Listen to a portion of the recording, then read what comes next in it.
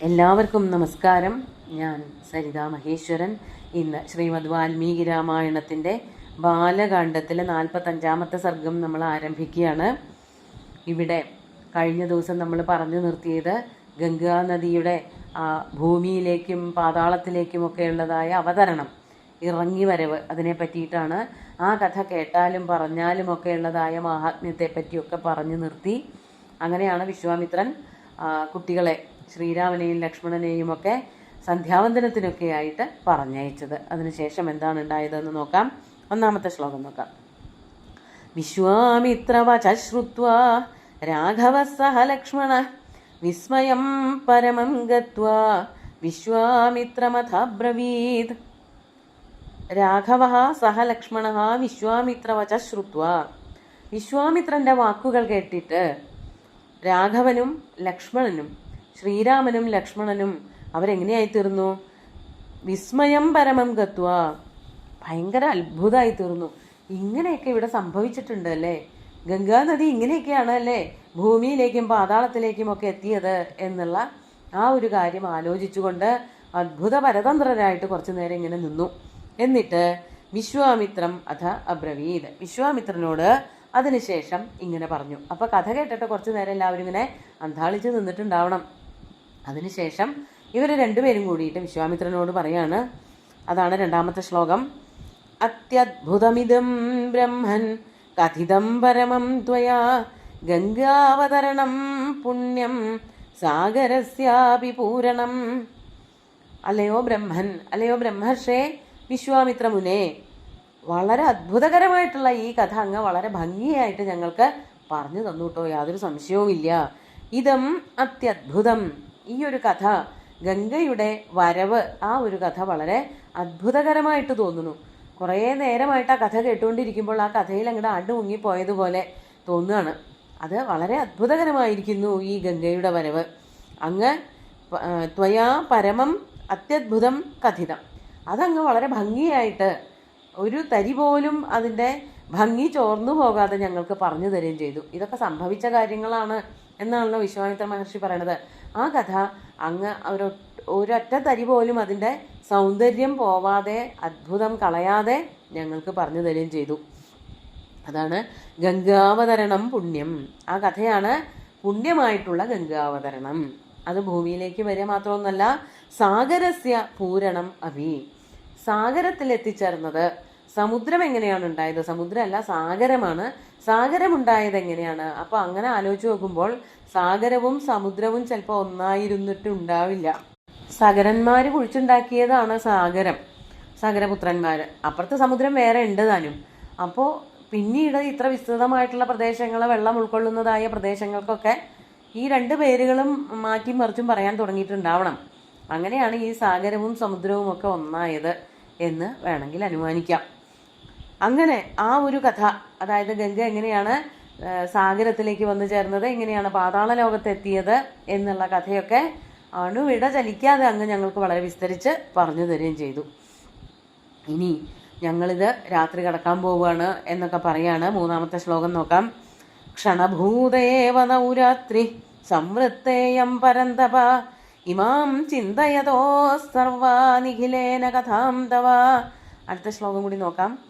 തസ്യ സാ ശർവരീ സർവാം സഹ സൗമിത്രിണാ തദാ ജഗാമ ചിന്തയാനസ്യ വിശ്വാമിത്ര കഥാം ശുഭാം. ഇവിടെ അർത്ഥം വെച്ച് നോക്കുമ്പോൾ 4-ാമത്തെ ശ്ലോകം 3-ാമതും 3-ാമത്തെ ശ്ലോകം 4-ാമതുമാണ് പറയേണ്ടത്. പക്ഷേ വ്യാഖ്യാനങ്ങളിലൊക്കെ ഇങ്ങനെ തന്നെയാണ് കാണുന്നത്. ഇവിടെ വിശ്വാമിത്രനോട് ശ്രീരാമൻ പറയണത് പോലെയാണ് ആദ്യത്തെ ശ്ലോകത്തിൽ പറയണത്. നൗ രാത്രി നൗ അവയോഹോ നൗ, ഞങ്ങളുടെ 2 പേരുടെയും ഈ രാത്രി നേരമുണ്ടല്ലോ, അത് ക്ഷണഭൂത ഇവ സംവൃത്ത, അല്ലയോ പരന്തപ, മറ്റുള്ളവരെ പേടിപ്പിക്കുന്ന, ശക്തമായിട്ട് ശത്രുക്കളെ, പരന്മാരെന്നുള്ളത് കൊണ്ട് ശത്രുക്കളെ തുരത്തുന്നവനെ, അങ്ങ് പറഞ്ഞ ഈ കഥ കേട്ടുകൊണ്ട് ഇരുന്ന ഞങ്ങൾക്ക്, അല്ലെങ്കിൽ ഞങ്ങളതിനെ പറ്റി മനസ്സിലാക്കിയ ഞങ്ങൾ 2 പേര്, ശ്രീരാമനും ലക്ഷ്മണനും കൂടിയിട്ട് പറയാണ്, ഞങ്ങൾക്ക് 2 പേർക്കും ക്ഷണഭൂത ഇവ, ഒരു നിമിഷ നേരം പോലെയാണ് രാത്രി കഴിഞ്ഞു പോയത്. അപ്പം രാത്രി കഴിഞ്ഞു പോയ പോലെയാണ് ഇവിടെ പറയണത്. ആ കഥ കേട്ട ഞങ്ങളുടെ രാത്രി ക്ഷണം എന്നതുപോലെ, ഒരു നിമിഷ നേരം എന്നതുപോലെ കഴിഞ്ഞുപോയി. എന്തുകൊണ്ട്? ഇമാം ചിന്തയതോഹോ സർവാ നിഖിലേന കഥാം തവ തവ കഥാം നിഖിലേന ചിന്തയതോഹോ. അങ്ങ് പറഞ്ഞു തന്ന ഈ കഥയെ പറ്റിയിട്ട് ആദ്യം മുതൽ അവസാനം വരെയും അതിൻ്റെ ഇടയിലുള്ള ഭാഗങ്ങളൊക്കെ ഇങ്ങനെ ചിന്തിച്ചു കൊണ്ടിരിക്കുന്നവരായ ഞങ്ങളുടെ രണ്ടുപേരുടെയും, ചിന്തയതോഹോ രാമലക്ഷ്മണയോഹോ, അത് ചിന്തിച്ചു കൊണ്ടിരിക്കുന്നവരായ ഞങ്ങളുടെ രണ്ടുപേരുടെയും രാത്രി ക്ഷണഭൂത ഇവ സംവൃത്ത, ഒരു നിമിഷ നേരം എന്നതുപോലെ കടന്നുപോയി. രാത്രി ഒന്നും അറിഞ്ഞില്ല. ഈ കഥയെപ്പറ്റി ആലോചിക്കുകയായിരുന്നു ഞാനും ലക്ഷ്മണനും എന്നാണ് ശ്രീരാമൻ വിശ്വാമിത്രനോട് പറയണത്. എന്നിട്ട് ആ കാര്യം ഒന്നുകൂടി പറയാണ്. തസ്യ സാ ശർവരീ സർവാം സഹ സൗമിത്രിണാ തഥാ. തസ്യ എന്ന് പറഞ്ഞാൽ ശ്രീരാമൻ്റെ, സാ ശർവരി ആ രാത്രി, കഥ പറഞ്ഞ് കഴിഞ്ഞ രാത്രി ഉണ്ടല്ലോ ആ രാത്രി, അതാണ് തഥാ അപ്പോൾ ആ രാത്രി, സാ ശർവരി സർവാം വിശ്വാമിത്ര കഥാം ശുഭാം വിശ്വാമിത്ര കഥാം ചിന്തയാനസ്യ. സൗമിത്രിയോടൊപ്പം വിശ്വാമിത്രൻ പറഞ്ഞു തന്ന കഥകളൊക്കെ ആലോചിച്ചു കൊണ്ടിരിക്കുന്നവരായ, ആലോചിക്കുകയും ആസ്വദിക്കുകയും ചില ഭാഗങ്ങൾ എടുത്തെടുത്ത് പറഞ്ഞ് അവർ പിന്നെയും രണ്ട് ബാലകന്മാരും ആസ്വദിച്ചു കൊണ്ടേയിരുന്നു. അങ്ങനെ പറഞ്ഞുകൊണ്ടിരിക്കുന്നവരായ രണ്ടുപേരുടെയും, ഇവിടെ ശ്രീരാമൻ്റെ കാര്യം മാത്രമാണ് പറയണത്, ആ ശ്രീരാമൻ്റെ രാത്രി ഇങ്ങനെയാണ് കഴിഞ്ഞുപോയത്. ലക്ഷ്മണൻ്റെയും രാത്രി ഇങ്ങനെ തന്നെയാണ് കഴിഞ്ഞുപോയത്. പലതും ചിന്തിച്ചുകൊണ്ട് ആ ഗംഗയുടെ വരവിനെ പറ്റിയിട്ടും ദേവന്മാരുടെ സ്തുതിയെ പറ്റിയിട്ടും ഇവരെല്ലാവരും കൂടിയിട്ട് ഗംഗ വരുമ്പോൾ ശ്രീ പരമേശ്വരൻ്റെ ജടയിൽ നിന്ന് പുറത്തേക്ക് ഒഴുകി വരുമ്പോൾ കാണാൻ നിന്നതും, ഇങ്ങനെ പല പല കാഴ്ചകളും ചിത്രം പോലെ ഓർക്കുക അല്ലെങ്കിൽ കണ്ടുകൊണ്ടിരിക്കുന്നവരായിട്ടുള്ള ശ്രീരാമൻ്റെയും ലക്ഷ്മണൻ്റെയും രാത്രി ഇങ്ങനെയാണ് കഴിഞ്ഞുപോയത്. അതിന് ശേഷമായിരിക്കണമല്ലോ വിശ്വാമിത്രനോട് പറയണത് ഞങ്ങളുടെ രാത്രി ക്ഷണം പോലെ കഴിഞ്ഞുപോയി എന്ന്. അപ്പോൾ മൂന്നാമത്തെ ശ്ലോകം പിന്നീടാണ് വരേണ്ടത് എന്നുള്ളൊരു തോന്നലുണ്ട്. ഏതായാലും വാൽമീകി മഹർഷി പറഞ്ഞ രീതിയിൽ ഇങ്ങനെ തന്നെയാണ് കാണുന്നത്. അങ്ങനെ രാത്രി വളരെ വേഗം ഇവരുടെ കഴിഞ്ഞുപോയി. കഥകളെ പറ്റി ചിന്തിക്കുകയും പറയുകയും ഒക്കെ ചെയ്യുന്നവരായിട്ടുള്ള ബാലകന്മാർ വേഗം തന്നെ രാത്രി കഴിച്ചു കൂട്ടി. എന്നിട്ട് തതഃ പ്രഭാതേ വിമലേ വിശ്വാമിത്രം തപോധനം ഉവാച രാഘവോ വാക്യം കൃതാന്ഹികമരിന്ദമ. അങ്ങനെ പ്രഭാതേ വിമലേ, പ്രഭാതം വന്ന് പൊട്ടിവിടർന്നപ്പോൾ, പ്രഭാതം വന്ന് വികസിച്ചപ്പോൾ, എല്ലാ ദിക്കിലും വെളിച്ചമൊക്കെ വന്നു ചേർന്നപ്പോൾ ആ അരിന്ദമനായിട്ടുള്ള രാഘവൻ, ശത്രുക്കളെ നശിപ്പിക്കുന്നവനായിട്ടുള്ള ആ ശ്രീരാമൻ, തപോധനം വിശ്വാമിത്രം വാക്യം ഉവാച കൃതാന്ഹികം വിശ്വാമിത്രം ഉവാച. അതായത് രാവിലെ എഴുന്നേറ്റ് സന്ധ്യാവന്ദനാദി തൻ്റേതായിട്ടുള്ള നിത്യ കർമ്മങ്ങളുണ്ടല്ലോ അതെല്ലാം ചെയ്തു തീർത്ത് ഇരിക്കുന്നവനായ തപോധനനായിട്ടുള്ള വിശ്വാമിത്രനോട് ശത്രുക്കളെ മുഴുവനും നശിപ്പിക്കുന്നവനായ, എതിർത്ത് വരുന്ന എല്ലാ ശത്രുക്കളെയും ഇല്ലായ്മ ചെയ്യുന്നവനായ ആ ശ്രീരാമൻ ഇപ്രകാരം പറഞ്ഞു. വാക്യം ഉവാച, എന്താണ് പറഞ്ഞത് അത് പിന്നെ എടുത്ത് പറയാണ്. 6ാമത്തെ ശ്ലോകം. ഗതാ ഭഗവതീ രാത്രി ശ്രോതവ്യം പരമം ശ്രുതം തരാമ സരിതാം ശ്രേഷ്ഠാം പുണ്യാം ത്രിപഥഗാം നദീം. അല്ലയോ മുനിശ്രേഷ്ഠ, ഇപ്പോൾ രാത്രി കഴിഞ്ഞിരിക്കുന്നു. ഭഗവതി രാത്രി ഗതാ, രാത്രി ഭഗവതി അതാ കഴിഞ്ഞു പോയിരിക്കുന്നു. എത്ര ഭംഗിയായിട്ട് രാത്രിയൊക്കെ ഭഗവതി എന്ന് വിളിക്കാൻ പറ്റുക, നദിയെ സഹോദരിയായിട്ട് കാണാൻ പറ്റുക. ഇതൊക്കെയാണ് നമ്മുടെ ആ ഒരു പാരമ്പര്യമായിട്ട് നമുക്ക് പകർന്നു കിട്ടിയിട്ടുള്ളതായ കാര്യങ്ങളെന്ന് കഴിഞ്ഞ ദിവസവും ഞാൻ ഓർമ്മിപ്പിക്കുകയുണ്ടായി. രാത്രിയൊക്കെ ഭഗവതിയെ പോലെയാണ്. ഭഗവതി എന്ന് പറഞ്ഞാൽ ഏറ്റവും അനുഗ്രഹമൊക്കെ ചൊരിയുന്നവരെയാണ് നമ്മൾ ഭഗവതി എന്ന് പറയാം. ഉറക്കം എന്ന് പറയുന്നത് ഏറ്റവും വലിയൊരു അനുഗ്രഹമാണ്. ആ അനുഗ്രഹിച്ച് ഉറക്കത്തെ തരുന്നവളായ രാത്രി ഭഗവതി അതാ കഴിഞ്ഞു പോയിരിക്കുന്നു. കേൾക്കേണ്ടതായിട്ടുള്ള ഏറ്റവും ഉത്തമമായിട്ടുള്ള കഥ ഞങ്ങൾ കേൾക്കുകയും ചെയ്തു. അതാണ് പരമം ശ്രോതവ്യം ശ്രുതം ച. കേൾക്കേണ്ടതായിട്ടുള്ള ഏറ്റവും ഉത്തമമായിട്ടുള്ള ഉദാത്തമായിട്ടുള്ള വൃത്താന്തം ശ്രുതം ച, കേൾക്കുകയും ചെയ്തു. ഇനി നമുക്ക് എന്താ ചെയ്യേണ്ടത്? ഗംഗാനദിയാണല്ലോ മുമ്പിലുള്ളത്. ആ നദി കടന്ന് ഇനി അപ്പുറത്തേക്ക് പോകണമല്ലോ, മിഥിലയിലേക്കാണല്ലോ പോണത്. അതാണ് തരാമ സരിതാം ശ്രേഷ്ഠാം പുണ്യാം ത്രിപഥഗാം നദീം. നമുക്ക് എല്ലാവർക്കും കൂടി ഈ നദി കടന്ന് പോവുക. സരിതാം ശ്രേഷ്ഠാം ത്രിപഥഗാം പുണ്യാം നദീം തരാമ. സരിതാം ശ്രേഷ്ഠാം എന്ന് പറഞ്ഞാൽ സരിത്ത് എന്നുള്ള തകാരാന്ത ശബ്ദത്തിലുള്ള ഷഷ്ഠി ബഹുവചനാണ് സരിതാം. അതുപോലെ തന്നെ ഏകവചനത്തിലും വരും സരിത എന്നുള്ളത് ആകാരാന്തം സ്ത്രീലിംഗമായിട്ടും വരും, തകാരാന്തം സ്ത്രീലിംഗമായിട്ടും വരണ ശബ്ദമാണ്. അപ്പോൾ സരിതാം എന്ന് പറഞ്ഞാൽ ആകാരാന്തം സ്ത്രീലിംഗം ദ്വിതീയ ഏകവചനമായിട്ട് വരും. പെട്ടെന്ന് അങ്ങനെയും തോന്നാം, അതുകൊണ്ടാണ് ഞാൻ എടുത്തു പറഞ്ഞത്. ഇവിടെ സരിത്ത് ശബ്ദത്തിൻ്റെ ഷഷ്ഠി ബഹുവചനമായിട്ടാണ് സരിത്തുക്കളിൽ വെച്ച് ഏറ്റവും ശ്രേഷ്ഠയായിട്ടുള്ള, നദികളിൽ വെച്ച് ഏറ്റവും ശ്രേഷ്ഠയായിട്ടുള്ള ആ ത്രിപഥഗാ നദിയെ, പുണ്യമായിട്ടുള്ള ഏറ്റവും പാവനിയായിട്ടുള്ള ആ ഗംഗാനദി കടന്നിട്ട് നമുക്ക് അങ്ങോട്ട് കടന്നു പോവാം, തരാമ, അതിനെ കടന്ന് നമുക്ക് അപ്പുറത്തേക്ക് എത്താം എന്ന് ശ്രീരാമൻ വിശ്വാമിത്രനോട് ചോദിക്കുകയാണ്. മാത്രമല്ല, എന്താ അങ്ങനെ ചോദിച്ചത് എന്നുള്ളതിൻ്റെ കാരണം പറയാണ് 7ാമത്തെ ശ്ലോകം. നൗരേഷാ ഹി സുഖാസ്തീർണ ഋഷീണാം പുണ്യകർമ്മണാം ഭഗവന്തമിഹ പ്രാപ്തം ജ്ഞാത്വാ ത്വരിതമാഗത. ഏഷ നൗഹു പ്രാപ്ത, അല്ലെങ്കിൽ സുഖാസ്തീർണമായിട്ടുള്ള വഞ്ചി ഇതാ റെഡി ആയിട്ടുണ്ട്. അതാണ് ഏഷ നൗഹു. നൗഹു എന്ന് പറഞ്ഞാൽ വഞ്ചിയാണ്. ഈ നദി കുറുകെ കടക്കാനുള്ളതായ വഞ്ചി ഇവിടെ തയ്യാറായിട്ടുണ്ട്.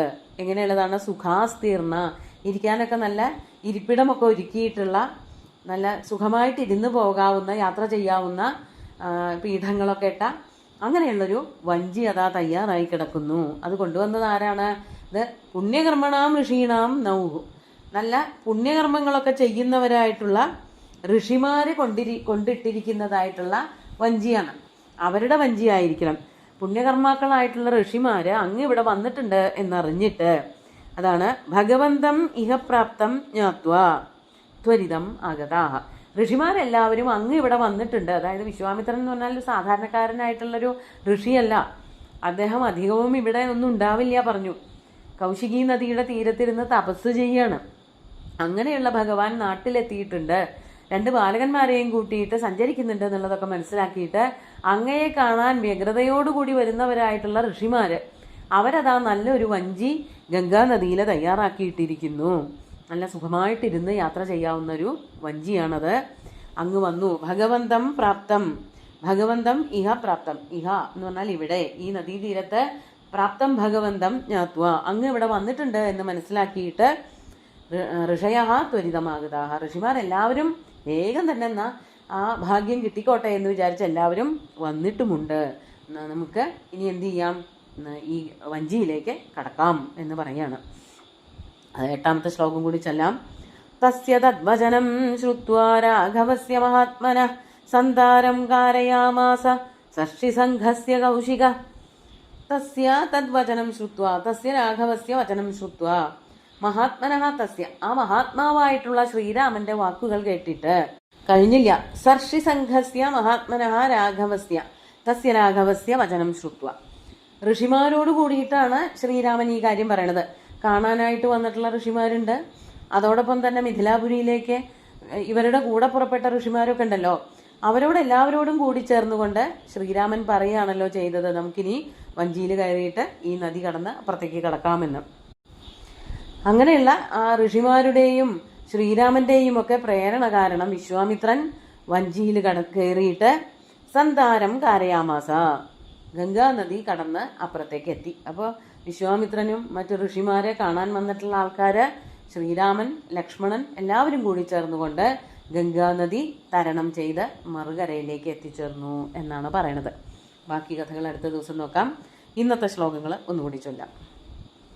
വിശ്വാമിത്രവച ശ്രുത്വാ രാഘവ സഹ ലക്ഷ്മണ വിസ്മയം പരമം ഗത്വാ വിശ്വാമിത്രമഥ ബ്രവീത് അത്യദ്ഭുതമിദം ബ്രഹ്മൻ കഥിതം പരമം ത്വയാ ഗംഗാവതരണം പുണ്യം സാഗരസ്യാപി പൂരണം ക്ഷണഭൂതേവ നൗരാത്രി സംവൃത്തേയം പരന്തപ ഇമാം ചിന്തയതോ സർവാ നിഖിലേന കഥാം തവ തസ്യ സാ ശർവരീ സർവാം സഹ സൗമിത്രിണാ തദാ ജഗാമ ചിന്തയാനസ്യ വിശ്വാമിത്രകഥാം ശുഭാം തതഃ പ്രഭാതേ വിമലേ വിശ്വാമിത്രം തപോധനം ഉവാച രാഘവോ വാക്യം കൃതാന്ഹികമരിന്ദമ ഗതാ ഭഗവതീ രാത്രി ശ്രോതവ്യം പരമം ശ്രുതം തരാമ സരിതാം ശ്രേഷ്ഠാം പുണ്യാം ത്രിപഥഗാം നദീം നൗരേഷാ ഹി സുഖാസ്തീർണ ഋഷീണാം പുണ്യകർമ്മണാം ഭഗവന്തമിഹ പ്രാപ്തം ജ്ഞാത്വാ ത്വരിതമാഗത. തസ്യ തദ്വചനം ശ്രുത്വാ രാഘവസ്യ മഹാത്മന സന്താരം കാരയാമാസ സൃഷ്ടിസംഘസ്യ കൗശിക. അങ്ങനെ അടുത്ത ഒരു കരയിലേക്ക് പ്രവേശിക്കുകയാണ്. ഇനി അവരുടെ സഞ്ചാരം, അതിൻ്റെ കൂട്ടത്തിൽ തന്നെ പല കഥകളും ഇനിയും വരുന്നുണ്ട്. അതൊക്കെ അടുത്ത ദിവസങ്ങളിലായിട്ട് നമുക്ക് കാണാം. സുന്ദരമായിട്ടുള്ള ശ്ലോകങ്ങളെല്ലാം തന്നെ ഭഗവാൻ ശ്രീരാമചന്ദ്രൻ്റെ കാൽക്കൽ അർപ്പിച്ചുകൊണ്ട് ഗുരുവായൂരപ്പനെ സാഷ്ടാംഗം നമസ്കരിച്ചുകൊണ്ട് എല്ലാവർക്കും ശുഭദിനം നേർന്നു നിർത്തട്ടെ. നന്ദി.